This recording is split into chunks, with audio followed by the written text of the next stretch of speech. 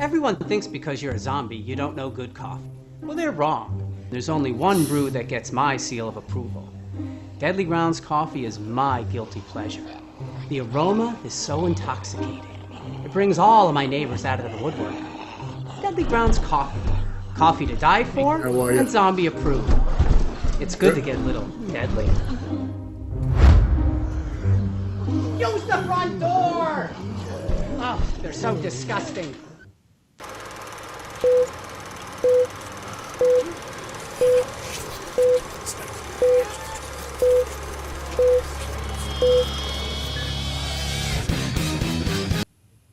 That was weird. Did you lose volume? No. I did. Aidan should be in here, too. Welcome to another live Wicked Horror Show. I'm Kevin, and as always, I'm joined by the lovely Tony Has Nine Fingers. What is going on, people? And our very special guest is in the room right now, too, if you want to introduce him. I don't have any volume, so I'm going to throw it over to you, Tony, while I try to get this figured out. But introduce our very special guest. Sure. The director and co-writer of the movie Monkey's Magic Merry-Go-Round, tongue twister right there, Aidan Leary. How are you? I'm doing great. How are you guys doing? I'm doing good, and it looks like we have some audio technical difficulties right here. Welcome to the internets. So Kevin said, I guess he can't hear anything, so he's going to try to fix it on the go. But thank you for joining us. How are you this evening? I'm doing well. I'm on the West Coast, so I think it's a little bit earlier in the evening for me than it is for you. I'm just finishing work for the day, writing some new stuff. Nice. And that it's always a good day when you get to write, you know? I don't have any experience with it, but I'll take your word for it. But if it's anything like Monkey's Magic Merry-Go-Round, then I'm all for it, because let's just say the movie was a trip of a time in the best way possible, because it just goes and it doesn't stop. It starts off nice and merry, and then by the end it's something completely different. So you and your co-writer, how did you come up with this lovely story? Of course. Thank you for all the kind words. Really means a lot that you like the film.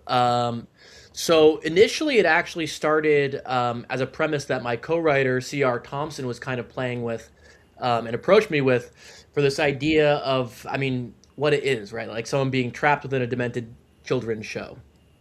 And my co-writer has a big experience with puppetry and building puppets and puppeteering and things like that. So that was a big element of the film, from the beginning.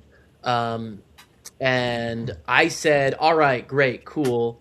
I want to add a monkey and a merry-go-round because for me, when I was a kid, we were playing with nostalgia and children's media and things like that. And for me, when I was a kid, my biggest demon was, how most kids have like a monkey in their closet, or a monster in their closet. For me, I had a monkey in my closet. It was this like monkey puppet that I had dreamt up in my worst but most seemingly real nightmares when I was like 3 years old. And these nightmares tormented me from when I was 3 until I was maybe like 10. So we pretty much just wrote that guy into the film. So it was kind of, the film was very much a marriage of those two premises. And then the merry-go-round, for me, kind of representing this this cycle of happiness, if that makes sense. Like this character going through this episode of the show again and again and trying to be happy, but, clearly something underneath that. So it was kind of a merger of these three things that formed, well, the movie as it is now. Yeah, and I must say that the poster art for it, not only the name, which nowadays to catch people, not only do you need like an awesome poster, which you have, but an intriguing, even though it's a tongue twister to say, an intriguing title will catch a lot of people too. It's like, did I just read that right? Or like, yeah, did you see this? What did you just say? So like the poster and the title kind of is like a perfect mesh to. It's like, okay, I definitely, even if you didn't see the name of the movie, just that face is like, I gotta see what this is all about. We went through so many titles of the film, and we're making some marketing content. I mean, like, there were, like, even through production, by the time we were done shooting the movie, we still didn't know what it was going to be called. We knew it was going to be something along those lines, but we were playing with, like, Mr. Monkey's Merry-Go-Round, and we tried calling him Mr. Monkey at a certain point. Like, we were trying a bunch of different things to see what landed. And so we actually had, like, behind-the-scenes interviews with, like, a lot of the cast and crew. And in the interviews, everyone calls it something different or something wrong. And they just posted that to our Instagram because, it's just like the name has... I mean, my parents still don't know the name of the movie. You know, I've been working on it for like 3 years now, and they get it wrong. You know? Well, I guess as long as merry-go-round is right at the end, then it's like, well, at least we got that part out of it. Yeah, I mean, the goal, like you said, is a name that is catchy, even if you don't remember it. It's like, what's that movie with like the weird monkey and the whatever? You know, it's like it stands out in your brain, even if you forget it. So I'm guessing Kevin might have his audio back. I got the audio nodding. Back. Yeah, I got the audio back. I had to restart my mixer. But I don't know. So I don't know what was said earlier. But I really enjoyed the movie. The premise of it, great. Like where he got the premise, and pretty much a title in the poster. So yeah, you can, if you have anything to add to it. So. Other than, the fact that I really enjoyed it, I had seen some advertisements for it before, and I was like, oh, I want to check this out. And then I saw where it was streaming, and I'm like, I don't have that service. And I'm like, I'll check it out eventually. And then when Tony shared it, I was just like, oh, okay, cool. I finally get to check this out. And is this going to get a physical release? That's the hope, yes. It's been a very long road to release. I mean, we actually shot this film, over 2 years ago now. And we actually premiered at the Leeds International Film Festival in 2024. So we played like 7 festivals, so we've been out for a while. It was just not until recently where we were fortunate to land this, Screambox, video on demand, like Amazon Prime, Apple TV release. And I mean, for me, the ultimate goal is certainly physical. It might look like Blu-ray. We were talking to a few different people about putting Blu-rays out. More importantly to me would be a VHS release. Because I'm a VHS collector myself. And when you've seen the film, you could see that the VHS aesthetic was such a huge thing we were trying to go for. I mean, so many sequences in the film, for those who haven't seen it, were literally like converted to VHS and then back. Any sequence where there's glitching or anything like that, we wanted it to feel very real and analog and tangible. So like there's nothing in the film that's, visual effects. It's all practical effects. Oh, nice. VHS would kind of be my dream final form, because that is kind of, for me, if not in a theater, like the ideal way to watch the movie, The graininess and it's hard to explain to, like, especially this new generation that have no idea what, like, watching anything on VHS was. Like, especially like movies back then, it hid whatever, was supposed to be hidden. Now everything is just so like bright or like crystal in your clear. face, crystal clear. Unfortunately, it's crystal clear. Yeah, it's just like, oh, now I see how they did that. That's how they did, and it's like, it wasn't supposed to be seen.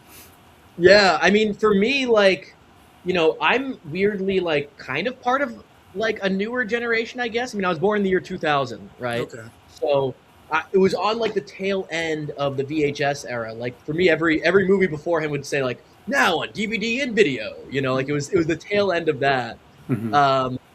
But like my family didn't get cable, or even like DVD or Blu-ray for like the longest time when I was a kid. I think we got cable for the first time when I was 14. Wow. So even through the early 2000s and into the early 2010s, like that's how I was consuming media. Was I was going to video stores, and I was raiding my parents' VHS collection. And that was how I discovered horror. Really, was me and my friends having sleepovers when we were 10, and discovering Halloween and Nightmare on Elm Street and He Knows You're Alone. And um, for me, I don't know, there's an unrivaled experience with watching a VHS tape. Oh yeah. For me personally, Yeah. I'm a bit older than you. It makes me feel very old that you were born in the year 2000. But it's kind of cool that you still had that kind of experience. You know, Yeah. like that you were still able to, even though it was like that was not the norm for sure. At least in this part of the in my area, that wasn't the norm. I had cable, like we had it in the 80s. Yeah. In this part Totally. of the I don't know if it just wasn't available or if it's just something that they're like, no, we don't have to pay that kind of money for Yeah, entertainment. it was more so that, my parents are Yeah. small business owners. It was very Oh much yeah. like, we don't need cable. We have broadcast TV. It's free. Yeah. Uh, or we'll get it on video because then we can watch it over and over, kind of thing. Yeah. I think I finally convinced them to get cable because I'm from Boston, so the Red Oh. Sox won the World Series in 2013, and I was like, guys, we couldn't watch any of the games because it was on cable, and my parents were like, okay, fine, we'll get cable now. I'm actually from Worcester, so No way! yeah, I'm not in Worcester right now, So but cool. I'm in Leicester. I'm like right outside of Worcester. Okay, Um, yeah. yeah, but I yeah, I, I, I grew up in Newton, Massachusetts, so okay. uh, just west of I'm Boston. So glad it's you say it like Newton because I know some people from Newton that say it Newton, and I'm like, um, oh my god, yeah, wow, and they're like, no, it's Newton. I'm like, what are you talking about? Like, that's not. I haven't no, heard that. Must be neither have south I, side. except for those people. Um, Yeah. but yeah, I go through that area. Like I drive through that because I have friends that live in Watertown and stuff, so I Yeah. drive through that area all the time. Wicked That's cool. cool. Wicked cool. Small world. Mm-hmm. But yeah, that's awesome. So, how did you get your start in filmmaking? Like, this is your first feature, right? It is, yeah. That's pretty Um, big. That's pretty big for a first feature. That's pretty awesome. So, but yeah. yeah, Thank how you. did you get your start? Yeah, so I, started making films with my friends in high school. Just stuff that we would do through like the Newton High School like television program thing, which was really a blessing.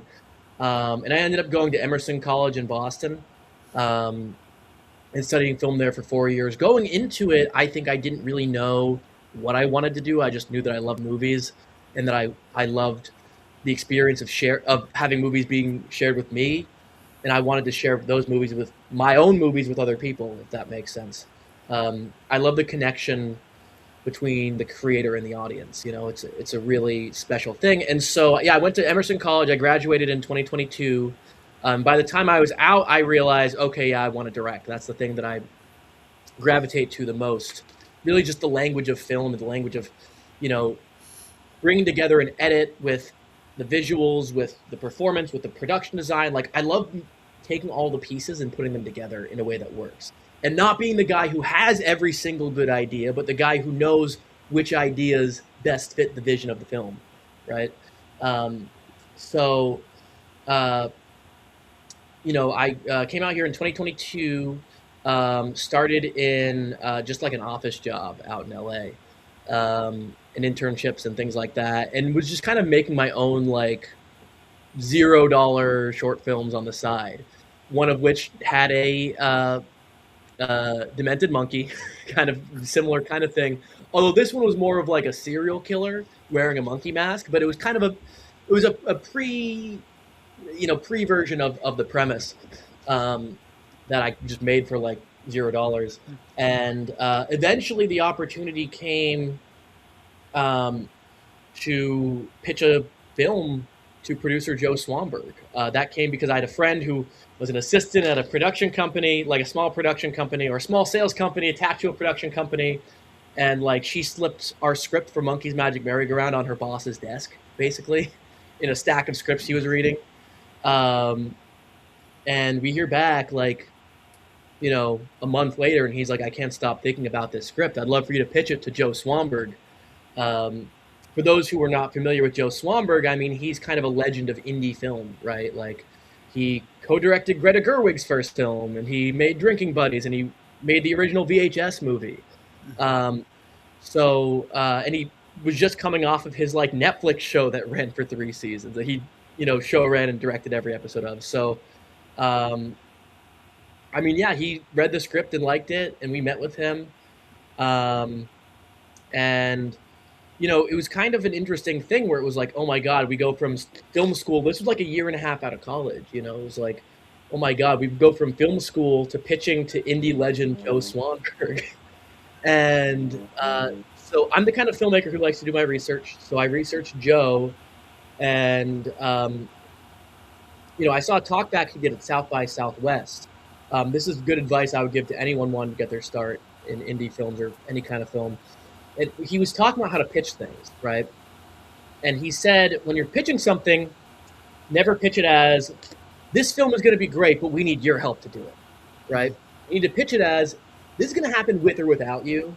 And if you want to be a part of it, I would love to collaborate on it, like hop on board kind of thing. Which walking up to a legendary film producer and doing that was terrifying. But we did it. And sure enough, Joe and the company that Kendall was attached to bought the script and, hired me to direct it. It was produced for like not nearly enough money. Well under $1 million. I mean, I wish we had 300,000, you know what I mean? And we shot it in only like 11 days in Chicago in 2024. So it was an extremely tight amount of time, extremely tight budget, but that's the way Joe Swanberg operates. And, we kind of devised this concept.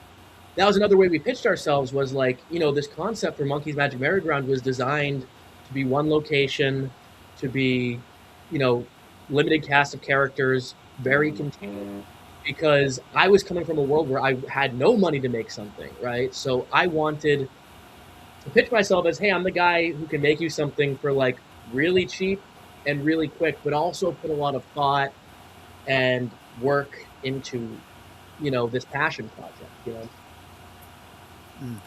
Well, I don't know. To tell you the truth, I think if it was too big of a budget, it wouldn't have the same feel to it.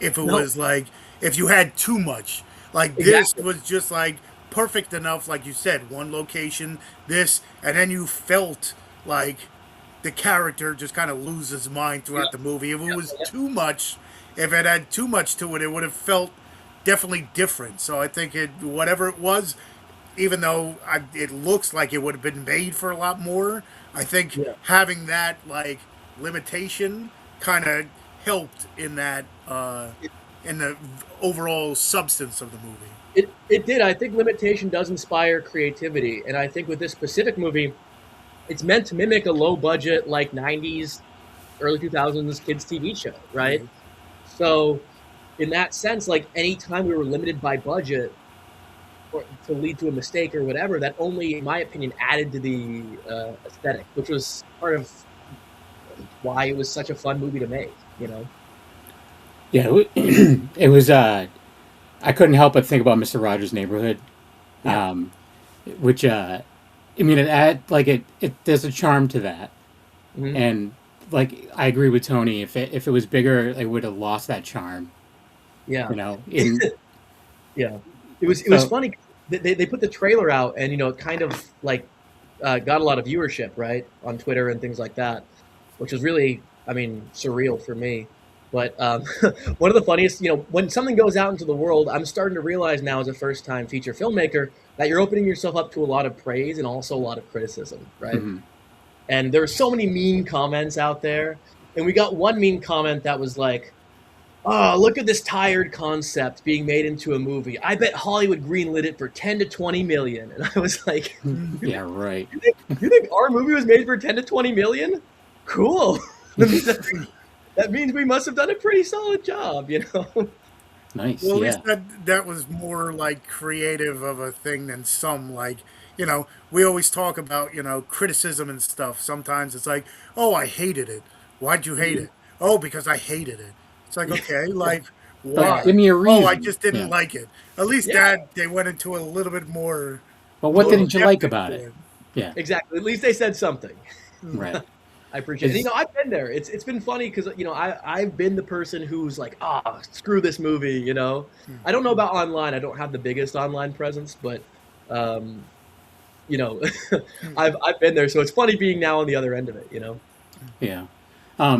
Where did you go to get the monkey puppet made? What was that process like? So the monkey puppet was made so we shot the film in Chicago.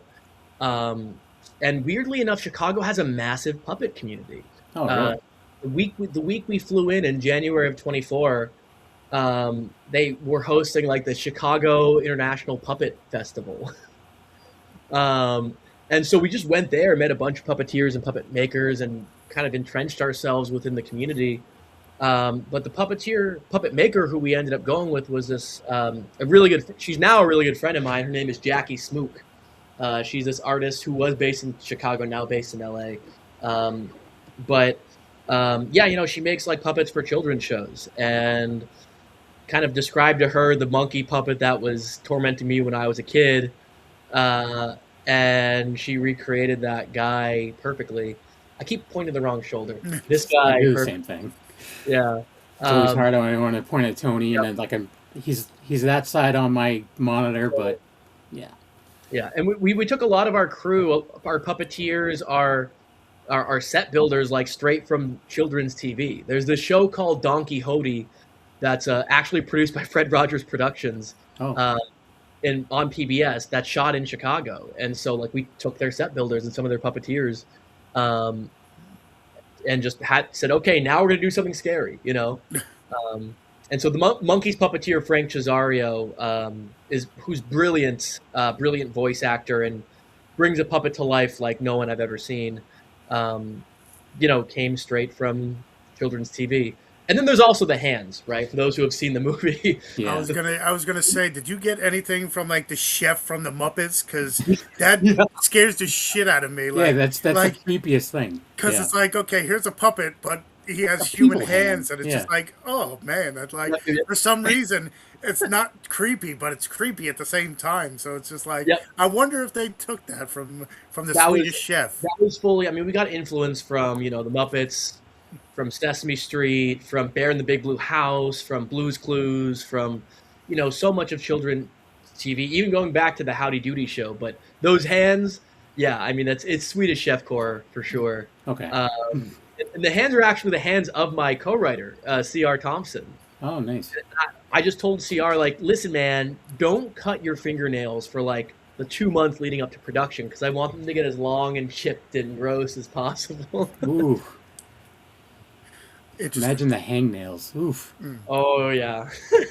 So speaking of, I'm sure it was different. It is your first like full-length feature and stuff. Yeah. But you said you did stuff before. Now, how different was it with like only two actual like human people, like actors, now you got voice actors, and then trying to figure that out to go with I'm sure that made it a little bit different, or I don't know if it made it more difficult, but I'm sure it was different than other projects you worked on. Yeah. I mean, for film, I've done puppet stuff in the past. I work on a lot of puppet films, actually. I'm also a first assistant director on movies, and so a lot of people since Monkey, people bring me in when they want to work with puppets and figure out, how to do that. But it was a big learning curve because I'm used to working with people. But with puppets, like every shot is essentially a practical effects shot. Which for filmmakers, that just a shot of someone talking doesn't take that long. But anytime you involve another layer, like an effect or something like that, it is a whole adjustment. with puppeteers, I mean, it's oftentimes figuring out where you're going to hide the puppeteer, right? Having them beneath, like, literally sitting beneath a shot, you know? Sometimes we had to build into the set like a little hole for them to hide in, right? Or other times it's just a matter of framing the camera. Another really weird and different thing with puppets is that you don't really think about this when you're a person on camera, but like, your motions are semi-connected to your vision, right? Like, if you're like, I'm going to reach out and grab this thing, you reach out and grab it, right? As an actor. But as a puppeteer, your motions of the puppet are not actually attached to the eyeballs of the puppet, if that makes any sense.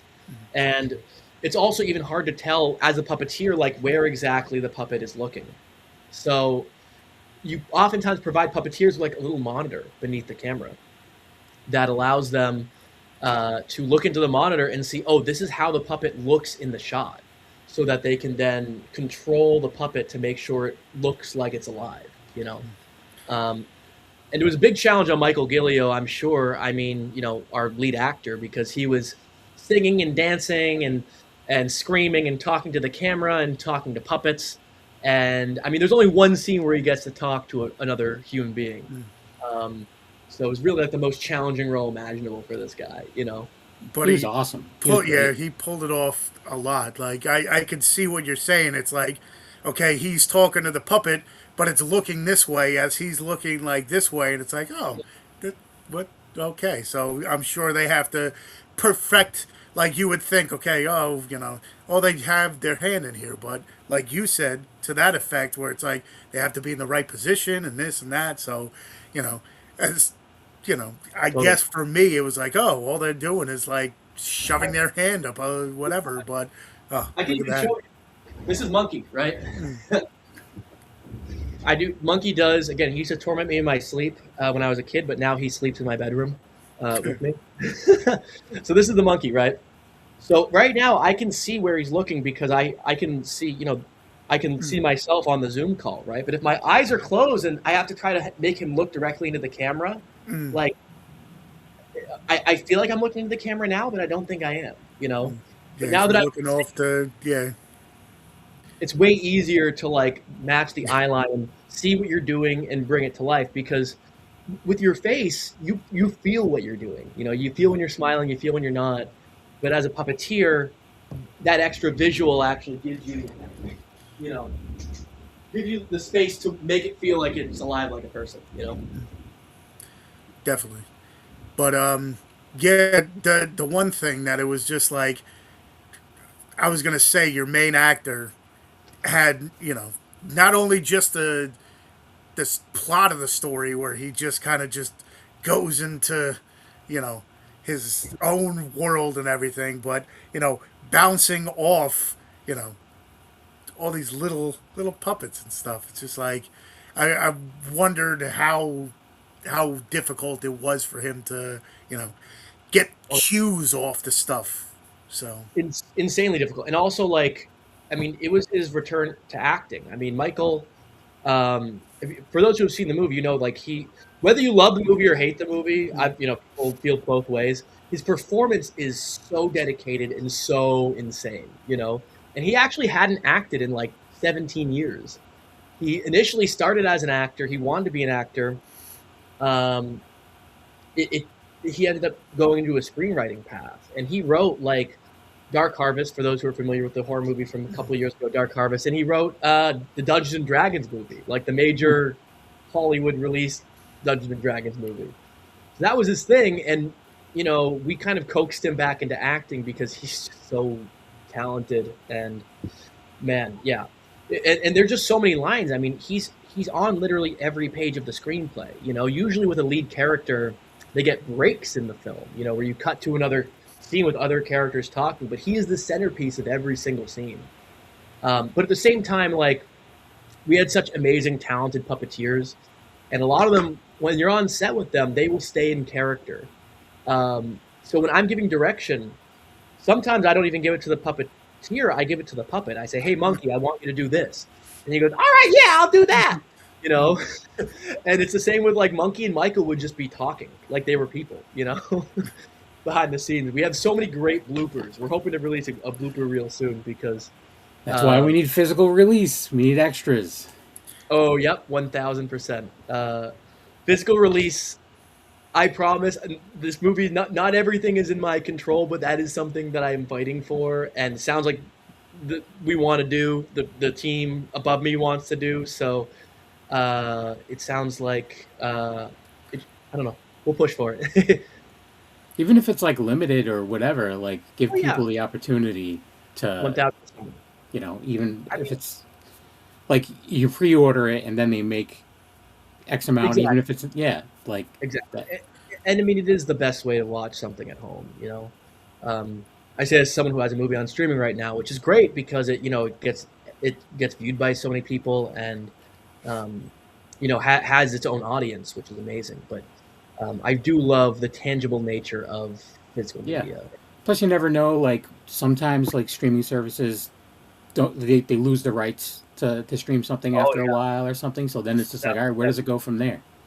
Yeah, and especially with small movies like ours, I mean, it's so easy for movies to get lost in lost. And so it's great to always have your hands on it forever. Yeah. Now with the other, besides Monkey, you said he's been ingrained in your head forever. Where did you get the idea for the other little puppets? Did you put a bunch of different animals in a hat and pull it out and said, okay, we're gonna get the king lion or whatever? That's a good idea. That's a good question. Where did you get the idea for the other ones? And as they all have their own personality. It's just each one's the bird and all this stuff. So each one has their own little thing. So where'd you come up with the whole concept? I think we were kind of trying to fit a lot of the archetypes of characters in children's media. Winnie the Pooh being a big inspiration in general. Trying to check off all those boxes, right? Because Winnie the Pooh has the owl, who's the smart one, right? I think it's an owl, I believe. Yeah. Yep. And so Profoctopus, which is a lot of people's favorite puppet, kind of filled that role. With Beaver and Bird, we just love the idea of there being these two kind of, I don't want to use the term because I don't mean it in a mental health sense, but bipolar puppets, right? Where one is always happy and one's always sad, right? And we love the idea. There's a movie, The Great Muppet Caper, love it. Where Kermit and Fozzie are twin brothers in that movie, even though it makes no sense that a frog and bear would be identical twins. And so it was okay, it's funny if you have two completely different animals, a beaver and a bird, and we treat them like they're twin siblings, So a lot of it was kind of filling out those archetypes. And then my favorite, and a lot of people's favorite, was the ferret, who, for those who haven't seen the movie, if you look the movie up online, you'll see images of ferret. We just wanted there to be a big silent one that was always happy. That just kind of loomed. Insanely happy, yes. Insanely happy, because we even when the film, in the beginning we wanted to feel like an authentic children's TV show, right? But we always wanted there to be a slight sense, even when it is authentic, of there being something off. And I think Ferret helped us fill a lot of that realm, I guess. Because there's always a character that made, at least when I was growing up, there was always a character that kind of made me a little uncomfortable in some of these kids shows. Exactly. When I was a kid, there was a show called The New Zoo Review. Mm-hmm. And there was Henrietta the Hippo, and she was creepy as all get out. To me, anyways. She just had a big flopping mouth that the puppeteer used its whole arm to open the mouth. And it was just unsettling as a child. But I watched it all the time. A show that always creeped me out was Between the Lions, which is very much a staple of my generation, I think, at least for PBS kids like myself. And there's some beautiful puppets on that show, but there's so many uncanny, weird, creepy puppets that it's how did you get away with putting this on children's TV? And so Ferret, fills that void. And Ferret was played by I'm not kidding you, one of my friends from high school. Oh wow. When I was 6 years old, I met this kid, and he was living in Chicago, and I was like, "Hey man, do you want to put on a sweaty mascot costume?" Yeah, that was And just like his look, the big eyes and all that stuff, it's like, yeah, I wonder what's going through his head the whole time. Yeah. And it's just A like, little, yeah, a no. little sneaky thing with Ferret is, for those who didn't see it, is originally his eyes were completely red, originally, and we actually changed that on set. He came into set for the first day of production, and the first scene we shot was the merry-go-round sequence, which is, I mean, it's pretty quick in the movie. It's like 17 minutes in, and it's where, it's spinning, and there's all this crazy shit happening, and in that one scene, Ferret has red eyes. Because he came in, he had red eyes, and I was like, I don't like that for the full film. I want them to be white and like kind of bloodshot, but not fully red. But I think this works really well for this one scene. So let's put him in with this look in this one scene, and then change it for every other scene in the movie. When you're on a small, low-budget film production, there's so many little great moments like that where you are limited by your resources, but leaning into that just results in my opinion, a cooler product, He's in the trailer, right? He's in the trailer. Barrett's in the trailer. Cool. Well, I want to play the trailer. I know Sergio was asking for the trailer earlier, so I want to play that.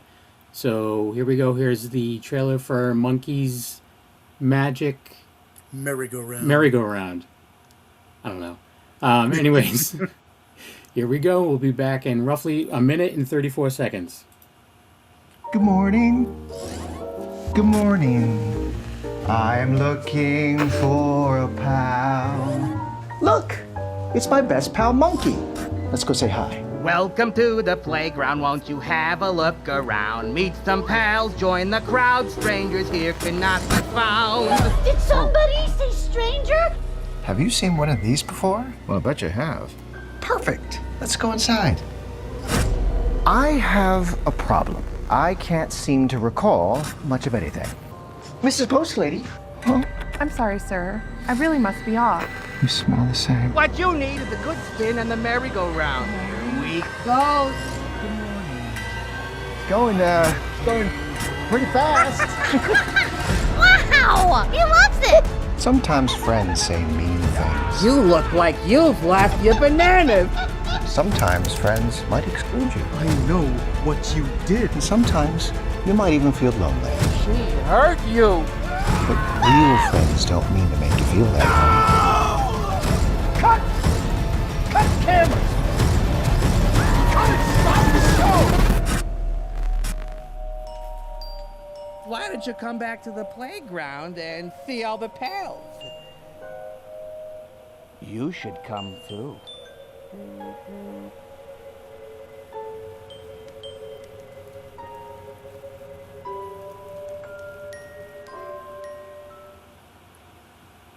Here we go.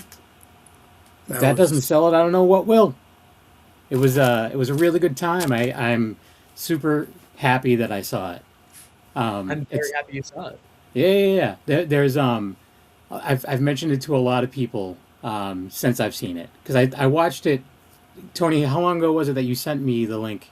About 2 weeks ago, because we took off 1 week, and then last week I had a concert to go to. And I thought it was I thought you were coming on earlier, so I watched it and I was just like, I really like this. And then I was like, oh crap, he's not coming in for a while.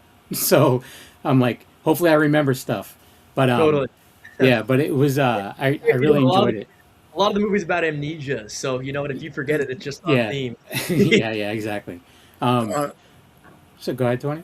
I was going to say the one thing, just watching the trailer again, that I really enjoyed was the color, like the lighting of, especially like, the bright, happy parts. It's like, oh, okay, this feels great. And then just the descent into like madness and stuff, the different colors, like the reds and the dark colors and whatever. I'm like, puts a feel to it. So like, Totally. like who was that your vision for that, or? Yeah. So, I think what a lot of people don't realize about film, for those who don't work in it, is that films, in my opinion, are often written 3 times. When you write it for once, right, and then when you shoot it, it's kind of like rewritten. And then when you edit it, it's like you take an entirely different pass at it, because like sometimes something that works on the page doesn't work as well in person, doesn't work as well in the edit, you know? And so originally with the screenplay, the idea was that it would just be bright, sunny the entire time, you know?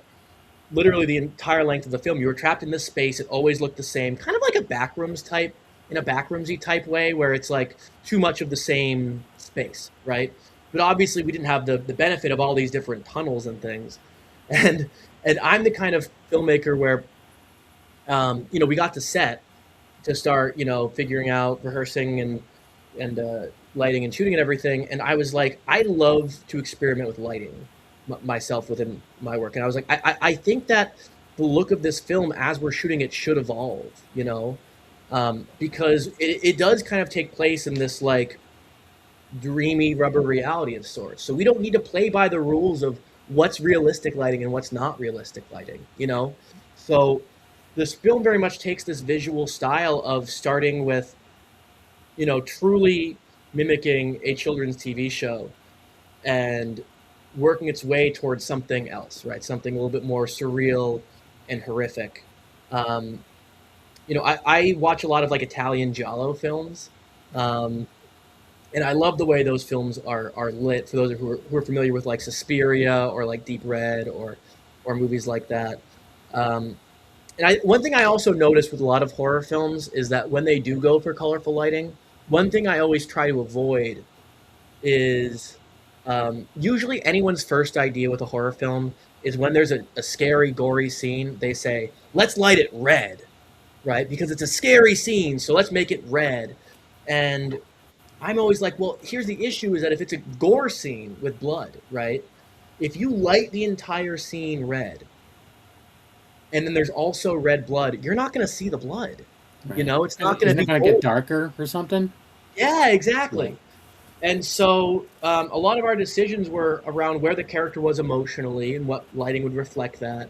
But also, you know, if it's a blood scene, you're going to notice there's not a lot of red lighting because I want people to experience and see the gore and have them. I mean, I'm the kind of person where I'm very squeamish with horror movies. You would think because I make them that I'm not, but like the way I operate is if something would scare me, then I assume it would scare someone else, right? Yeah, like I wanted someone to be as squeamish about the blood effects as I felt when I saw the practical prosthetic on set. So, you know, a lot of our decisions were kind of informed around that. And that's the one thing when I would, you know, started watching it, I'm like, okay, this is more of a psychological thriller type deal where it's like, okay, descent into madness. And then you hit it with the gore aspect. And I'm like, oh, okay, now this is, you know, something completely different. So yeah. I'm guessing you had a whole other. Yeah. I mean, I love films that can do multiple things, right? Like, I think a lot of people within the industry, when they're talking about films, fall into the trap of thinking everything needs to be tonally symmetrical, right? But I don't think life is like that. You know, I think in life, sometimes things are scary, and sometimes that scary thing is kind of funny, you know, and sometimes something funny can be scary, or something sad can be funny. You know, like, emotions aren't that clear cut. And I like films that can check multiple boxes and do multiple things, that can sometimes talk about your feelings and other times make you freak out, you know? And I think audiences, in my opinion, are kind of craving that as well. I mean, look at the success of, like, Obsession, for instance, right? That's like a horror, fantasy, sometimes comedy, you know? Yeah. Obsession, Weapons is another great example, you know, of what I would call a horror comedy that is getting, you know, or the ultimate example is Sinners, right? Which, like, does everything. It's like a horror comedy, musical, period piece, Western, you know? And it's funny because you see these movies time and time again attract audiences, right? Like, people want to see this kind of thing that offers something that they haven't seen before, you know? And in my opinion, that's part of the strength of independent films, like small budget films, is when you have a smaller budget, you have less studio oversight. And with less studio oversight, you have the ability to try things out, You know, a lot of the film industry today, there's a lot of people who are down to take risks, and studios that are down to take risks, and those are the cool ones, right? And there's a lot of studios who are afraid to take risks. And a lot of the time, the movies that are taking risks are like, I mean, Obsession, right? Which was made for like $750K. You know, that's in the ballpark. It's more, but in the ballpark of what we shot our film for. And it's like, it's, you know, I like supporting movies like that because, and I like trying to make movies like that. I hear an echo. Yeah, it stopped. Okay. I heard one briefly. Was I echoing that entire? No. Okay. But yeah, it shows. You know, we've said it many a times. It shows the, what do you want to call it? You know your craft better if you can take less and do more with it.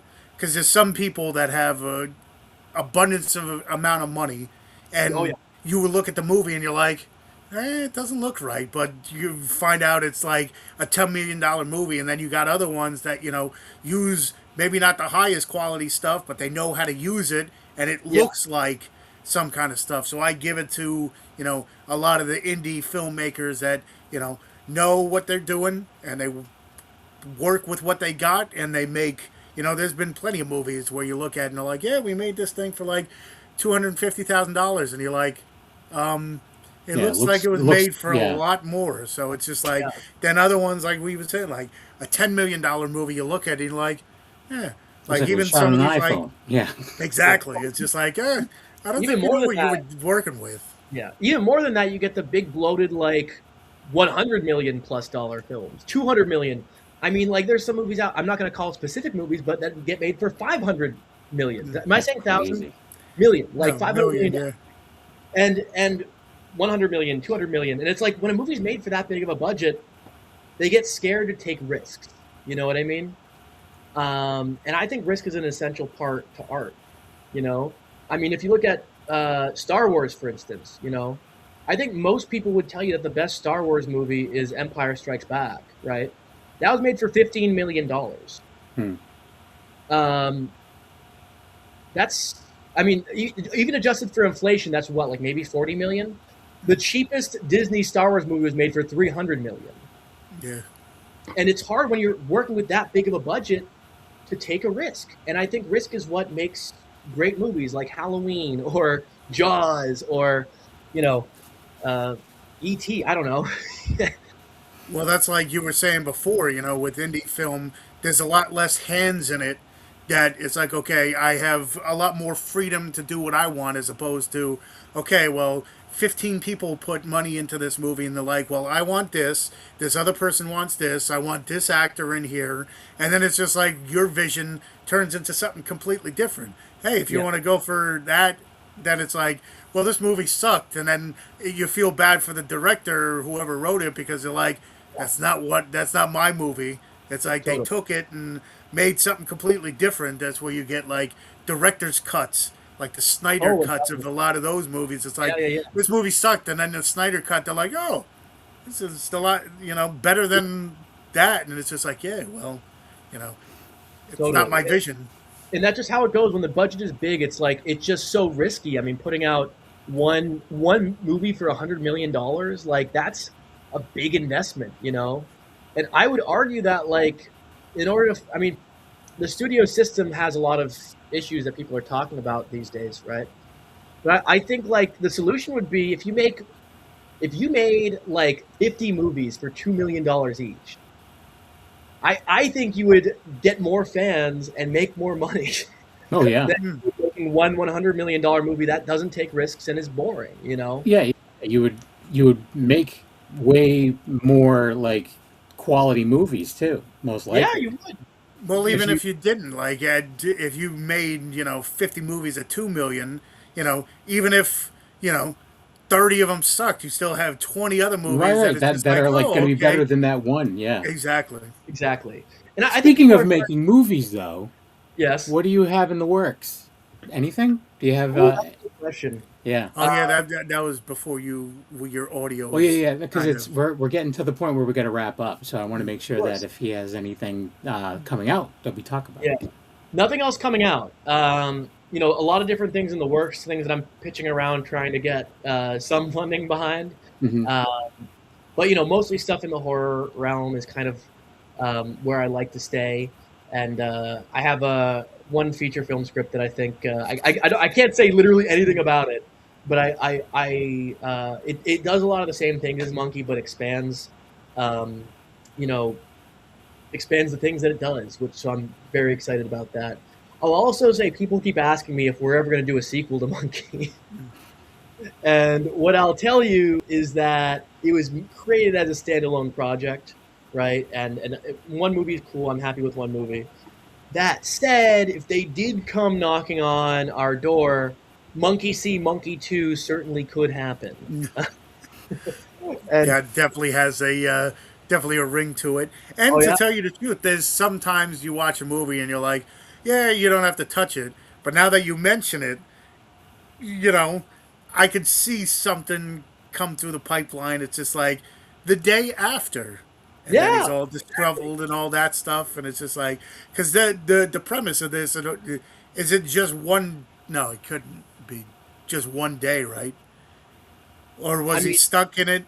Like, I guess that's up for interpretation and stuff. How long he was stuck in the show. Because there have been interpretations that's like, oh, he's in a coma. Some people say like, oh, he's, you know, I'm never going to say what exactly it is. Some people say it's a bad dream. But the second movie might hypothetically expand some of that stuff. And I mean, there's so much untapped within the world and so many other pieces that I want to explore that, like, I'm not kidding you. I have like ideas and notes and things to make 6 movies if we wanted to. And what I'll tell you, I don't think we'll get 6. What I'll tell you is that if we get to 4, if they really give us 4 movies, like at that point, anything can happen. You know, Monkey's going to space in Monkey 4. Like, why not? You know. I mean, that's usually when Leprechaun went to space, Jason went to space. Like, that's usually around the time where, the franchises take it to that space route. So exactly.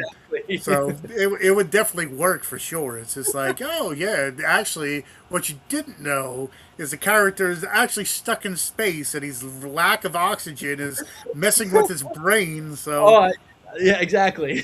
So this is all a fever dream. Yep. Precisely. So, yeah, but I think, especially in the horror genre, in the horror community, if you make a movie that, people love, they'll back you 100%, where it's just like, okay, we're thinking about making another one, even if you go, the crowdfunding route, it's just like they come together between, crowdfunding and conventions and stuff. Like, you said you brought the film to festivals. Did you ever do a convention run with it? We haven't done a convention run, but we've been talking about that. We just went to Monsterpalooza in LA like a couple days ago, and that was a blast. And man, like, people were recognizing the monkey and asking for pictures, and people who didn't recognize it were like, oh my god, what is this? I've been so appreciative of the support that like horror fans have showed us, and I really hope they just keep doing the thing that they do, not just with us, but with other independent movies, because it is giving kind of a mandate to studios right now and saying, hey, we want more stuff like this. We want more weird and scary and more I mean, look at Obsession, right? Like, it's grossing so much money, and that's entirely because of the fans, Yeah. I mean, the opening week of Obsession was not as big as the second week or the third week. Like, it's expanding the amount of people who are going to see it in a theater, which is rare these days. Usually movies drop off after the first week. Yeah.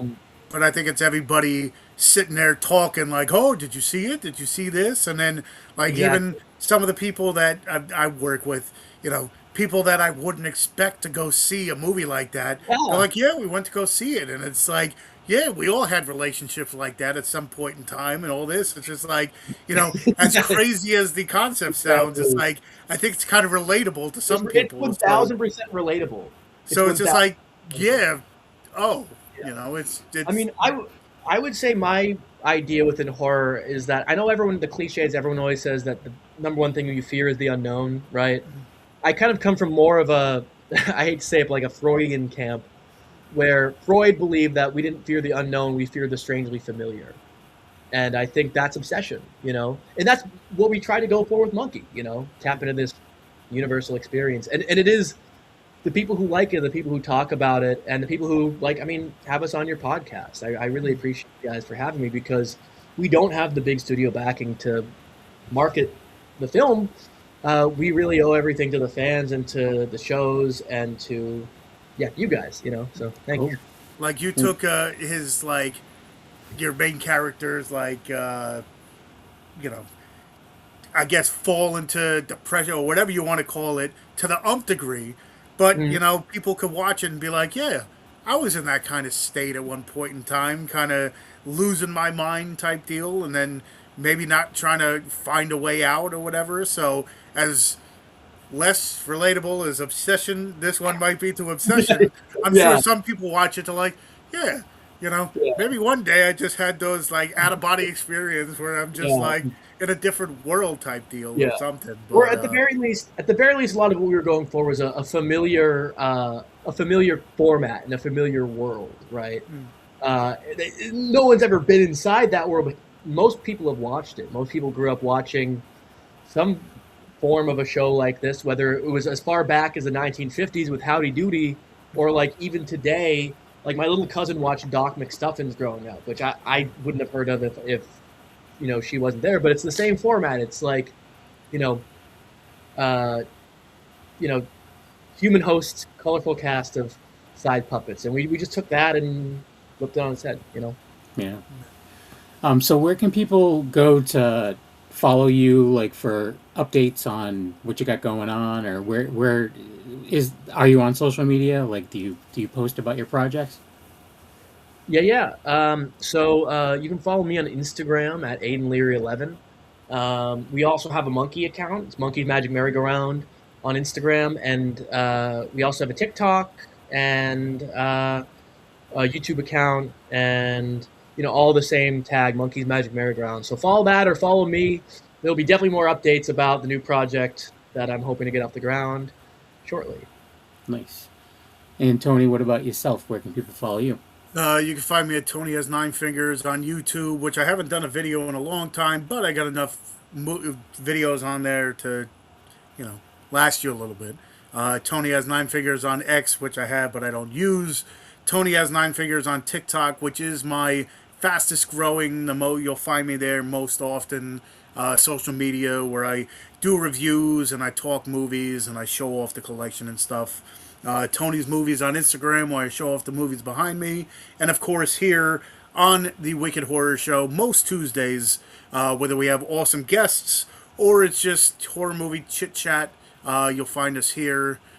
We always say, make sure you come to the live so you can ask questions and join in, and also see the trailer and the monkey head that he showed off before. Hearing it is one thing, seeing it is another thing. We appreciate everybody, but come join us live. Kevin? Yes. For myself, on Instagram, just A Knuckle. And like Tony said, thanks for watching. We appreciate it, and thanks for listening. But get more people in the lives. We do it because we like to talk to people live. Yeah, because you can always have questions, and this would be, the perfect time to ask your questions. So we understand that, some people like to listen to podcasts on their way to work and whatever. So it's, maybe not necessarily the thing, but or they watch it afterwards. But either way, we appreciate you however you consume the podcast. And thank you to our very special guest for coming on. Thanks for making such a cool movie as well. And I genuinely really enjoyed it. So it's one that if you do post sometime in the near future that it's getting a physical release, it'll be added to my collection. I'm sure it'll be on Tony's shelves as well. So I'm excited for it to be in your collection. Thank you guys so much for having me and for talking about. Yeah. All right. Thanks again, and have a good night, everyone.